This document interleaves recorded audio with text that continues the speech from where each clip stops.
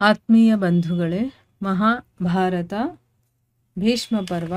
ಇದರಿಂದ ವ್ಯಾಸ ಧೃತರಾಷ್ಟ್ರರ ಸಂವಾದ ಮತ್ತು ಸಂಜಯನಿಂದ ಭೂಮಿಯ ಗುಣಗಳ ವರ್ಣನೆ, ಇದರ ಬಗ್ಗೆ ನಾವು ತಿಳ್ಕೊಳ್ತಾ ಇದ್ವಿ. ಓದ ಭಾಗದಲ್ಲಿ ವ್ಯಾಸ ಮಹರ್ಷಿಗಳು ಧೃತರಾಷ್ಟ್ರನಿಗೆ ಬುದ್ಧಿವಾದವನ್ನು ಹೇಳ್ತಾರೆ.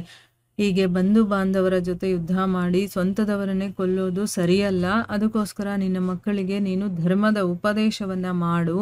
ಅವ್ರಿಗೆ ಕೆಲಸ ಮಾಡದೇ ಇರೋ ಥರ ನೋಡ್ಕೊ. ಯಾಕಂದರೆ ಆಲ್ರೆಡಿ ನೀನು ಬೇಕಾದಷ್ಟು ಅಧರ್ಮವನ್ನು ಮಾಡಿದ್ಯಾ, ನಿನ್ನ ಮಕ್ಕಳು ಮಾಡದೇ ಇರೋ ಹಾಗೆ ನೋಡ್ಕೊ ಅಂತಂತ ಹೇಳಿದಾಗ ಧೃತರಾಷ್ಟ್ರ ಹೇಳ್ತಾನೆ, ಇಡೀ ಜಗತ್ತೇ ಸ್ವಾರ್ಥದಿಂದ ಮೋಹಿತವಾಗ್ಬಿಟ್ಟಿದೆ, ನನ್ನನ್ನು ಕೂಡ ಸರ್ವಸಾಧಾರಣ ಅಂತ ತಿಳ್ಕೊಳ್ಳಿ. ಯಾಕೆ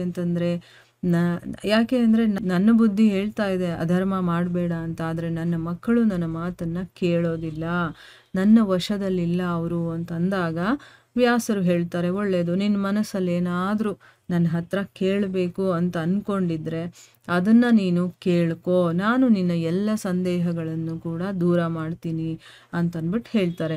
ಅದಕ್ಕೆ ಧೃತರಾಷ್ಟ್ರ ಹೇಳ್ತಾನೆ, ಭಗವಂತ ಸಂಗ್ರಾಮದಲ್ಲಿ ವಿಜಯವನ್ನು ಪಡಿತಾರಲ್ಲ, ಅವ್ರಿಗೆ ಏನೆಲ್ಲ ಶುಭ ಶಕುನಗಳಾಗತ್ತೆ ಅಂದರೆ ಅವರಿಗೆ ಕಣ್ಣಿಗೆ ಕಾಣಿಸುವಂತಹ ಶುಭ ಶಕುನಗಳು ದೃಷ್ಟಿಗೋಚರವಾಗುತ್ತೋ ಅದೆಲ್ಲವನ್ನು ನಾನು ಕೇಳ ಬಯಸ್ತೀನಿ. ನೋಡಿ, ಇವನಿಗೆ ಯಾವಾಗಲೂ ಅಪಶಕುನಗಳೇ ಆಗಿರುತ್ತೆ. ಆ ಒಳ್ಳೆ ಶಕುನಗಳು ಯಾವುದು ಅನ್ನೋದು ಕೂಡ ಅವನಿಗೆ ಗೊತ್ತಿರೋದಿಲ್ಲ. ಅದಕ್ಕೋಸ್ಕರ ಇಲ್ಲಿ ಕೇಳ್ತಾ ಇದ್ದಾನೆ, ಯಾರಿಗೆ ಜಯ ಅನ್ನೋದು ಸಿಗುತ್ತೆ ಅನ್ನೋದು ಕನ್ಫರ್ಮ್ ಆಗಿರುತ್ತೋ ಅವರಿಗೆ ಕಾಣಿಸುವಂತಹ ಶುಭ ಶಕುನಗಳು ಯಾವುದೋ ಅದನ್ನು ನಾನು ಕೇಳಬೇಕು ಅಂತ ಇಷ್ಟಪಡ್ತೀನಿ ಅಂತ ಕೇಳ್ಕೊಳ್ತಾನೆ. ಅದಕ್ಕೆ ವ್ಯಾಸರು ಹೇಳ್ತಾರೆ, ಹವನದ ಅಗ್ನಿಯ ಪ್ರಭೆ ನಿರ್ಮಲವಾಗಿರುವಂಥದ್ದು, ಆಮೇಲೆ ಅದರ ಜ್ವಾಲೆ ಮೇಲಕ್ಕೆ ಬರ್ತಾ ಇದ್ರೆ ಅಥವಾ ಪ್ರದಕ್ಷಿಣೆ ಕ್ರಮದಲ್ಲಿ ಸುತ್ತಾ ಇದ್ರೆ, ಅದರಿಂದ ಹೊಗೆನೇ ಹೇಳದೇ ಇದ್ರೆ, ಹವನವನ್ನು ಮಾಡಬೇಕಾದ್ರೆ ಆ ಅಗ್ನಿಯ ಪ್ರಭೆ ಇರುತ್ತಲ್ಲ ಅದು ನಿರ್ಮಲವಾಗಿರ್ಬೇಕು, ಏನೂ ಅದರಲ್ಲಿ ದೋಷಗಳಿರಬಾರ್ದು, ನೋಡೋದಕ್ಕಷ್ಟು ನಿರ್ಮಲವಾಗಿದೆ ಅಂತ ನಮಗೆ ಅನ್ನಿಸ್ಬೇಕು. ಆಮೇಲೆ ಜ್ವಾಲೆ ಮೇಲ್ಗಡೆಗೆ ಹೋಗ್ತಾ ಇರಬೇಕು ಅಥವಾ ಪ್ರದಕ್ಷಿಣೆ ಮಾಡ್ತೀವಲ್ವ ಆ ರೀತಿ ಸುತ್ತಾ ಇರಬೇಕು, ಅದು ಶಕುನ, ಶುಭ ಶಕುನ ಅಂತ. ಆಮೇಲೆ ಅದರಿಂದ ಹೊಗೆ ಹೇಳಬಾರ್ದು, ಬೆಂಕಿ ಹೊತ್ಕೊಂಡು ಹುರಿತಾ ಇರಬೇಕು. ಆಮೇಲೆ ಆಹುತಿ ಕೊಟ್ಟ ನಂತರ ಅದರಿಂದ ಪವಿತ್ರವಾದಂತಹ ಒಂದು ಸುಗಂಧ ಹರಡಿದ್ರೆ ಇದನ್ನು ಭಾವಿ ವಿಜಯದ ಚಿಹ್ನೆ ಅಂತ ಹೇಳಿದ್ದಾರೆ. ಮುಂದೆ ಇದು ವಿಜಯ ಆಗುತ್ತೆ ಅಂತ ಅಂದ್ಬಿಟ್ಟು ಅರ್ಥ. ಅಂದರೆ ನಾವೇನು ಅಂದ್ಕೊಂಡಿರ್ತೀವೋ ಆ ಕೆಲಸ ಆಗುತ್ತೆ ಅಂತ, ಇದು ಶುಭ ಶಕುನ. ಆಮೇಲೆ ಹೇಳ್ತಾರೆ, ಭರತ, ಯಾವ ಪಕ್ಷದಲ್ಲಿ ಯೋಧರ ಮುಖದಿಂದ ಹರ್ಷ ತುಂಬಿದ ಅಂದರೆ ತುಂಬ ಸಂತೋಷದಿಂದ ಅವರಿಂದ ಮಾತುಗಳು ಹೊರಬರ್ತಾ ಇರುತ್ತೋ, ಅವರ ಧೈರ್ಯ ಸದಾ ಇರುತ್ತೋ, ಅವರಿಗೆ ಭಯ ಅನ್ನೋದೇ ಇರೋದಿಲ್ವೋ, ಆಮೇಲೆ ತಾವು ಧರಿಸ್ಕೊಂಡಿರುವಂತಹ ಮಾಲೆಗಳಿರುತ್ತಲ್ಲ, ಹೂವಿನ ಮಾಲೆ, ಅದು ಬಾಡೋದಿಲ್ವೋ, ಅವರೇ ಯುದ್ಧರೂಪಿ ಮಹಾಸಾಗರವನ್ನು ಪಾರು ಮಾಡುವಂಥವರು.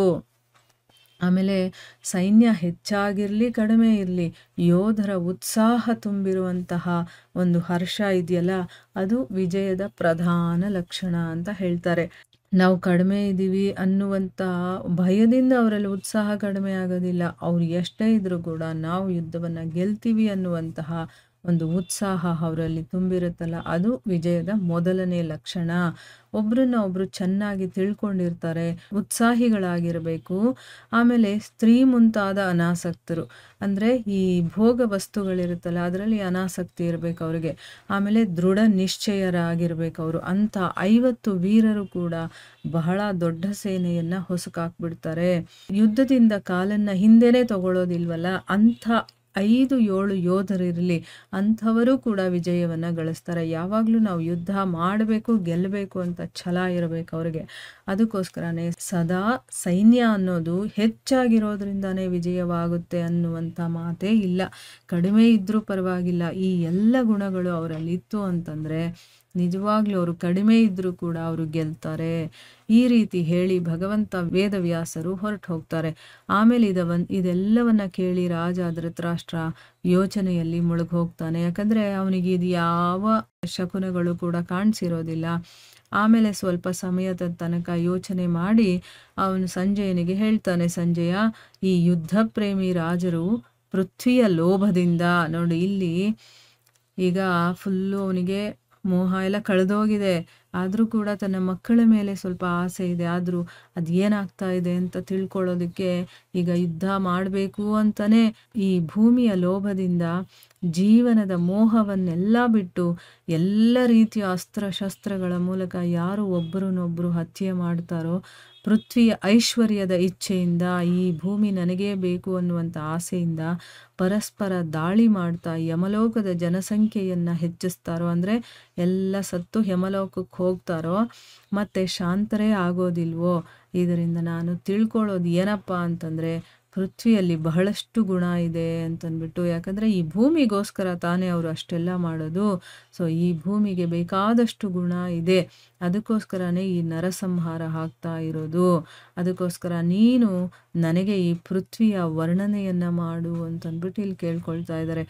ಅಂದರೆ ಈ ರಾಜರು ಒಬ್ಬರಿಗೊಬ್ಬರು ತನ್ನವರು ಅಂತಲೂ ನೋಡದೆ ಇಷ್ಟೆಲ್ಲ ಹೊಡೆದಾಡ್ತಾರಲ್ಲ, ಯಾಕೆ ಅಂತಂದರೆ ಆ ಭೂಮಿಗೆ ಏನೋ ಒಂದು ವಿಶೇಷತೆ ಇರಬೇಕಲ್ವಾ. ಸೊ ಅದಕ್ಕೆ ಇವರು ಈ ರೀತಿ ಎಲ್ಲ ಹೊಡೆದಾಡ್ತಾರೆ. ನೋಡಿ ಎಷ್ಟು ಚೆನ್ನಾಗಿ ಅವನಿಗೆ ಇವಾಗ ಜ್ಞಾನೋದಯ ಆಗ್ತಾ ಇದೆ.